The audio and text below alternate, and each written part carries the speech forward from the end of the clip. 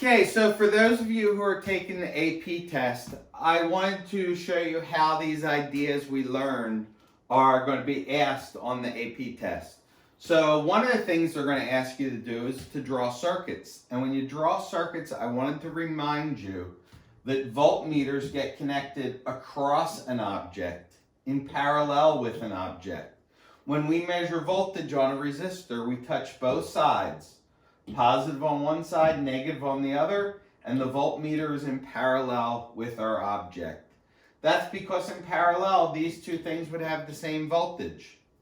When you put a current meter in, you put it as part of the circuit. I guess you could say in series.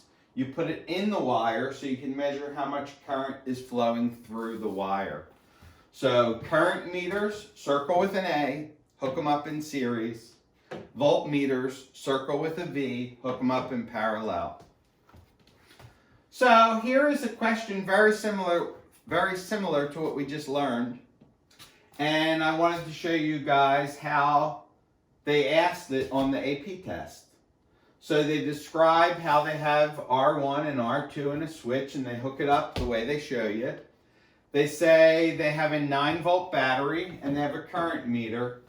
And the teacher asked the students to determine R1 and R2. So just like you did virtually, they'd like you to describe this process and draw out the circuit. Okay, so they gave them room like this to work. To complete the diagram, just make sure you hook up the battery and the current meter to points A and B, just like we had in our circuits that we did. They then want you to describe, and I think you're going to see a lot of that this year. I think you're going to be doing not a lot of math, but a lot of describing processes. So describe how we use this to get R1 and R2. You guys did brilliantly on Friday doing this, so just kind of put what you did into words. Okay, then the next part of the question, they did what we did today, and that is they put a capacitor in the part of the circuit that had the switch. They closed the switch, and the students measured a current of 0.9. After a long time had gone by, it dropped down to 0.3. Remember, when you first close the switch, you short circuit this bottom path. And by short circuiting it, you get rid of R1. You get rid of R2. He gets shorted out. So you'd use this 0.9 as the current. You'd use your voltage as 9. And you could determine R1.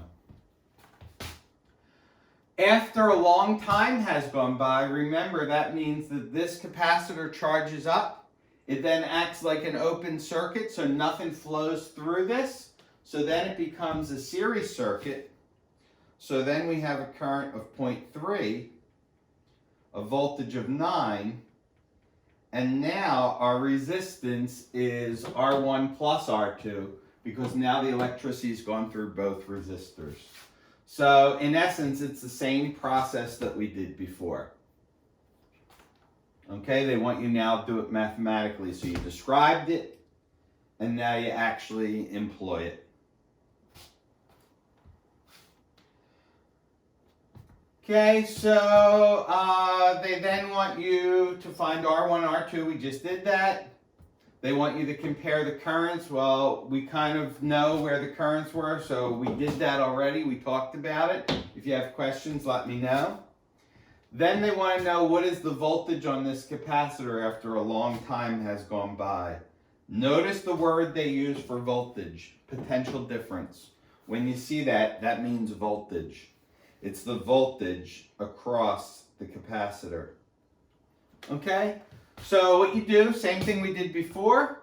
Take the current, find the voltage on R1, find the voltage on R2, and whatever voltage is on R2 will be the same as the voltage on the capacitor. These two are in parallel with each other. So again, it's the same process that we did in our notes today.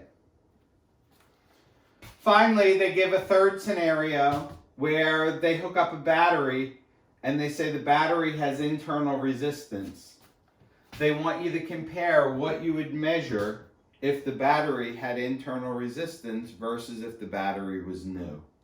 So remember that by putting a battery with internal resistance, it adds resistance to the circuit. So you're going to get more resistance this time than you would have before. So try to think through this. I don't want to give too much away.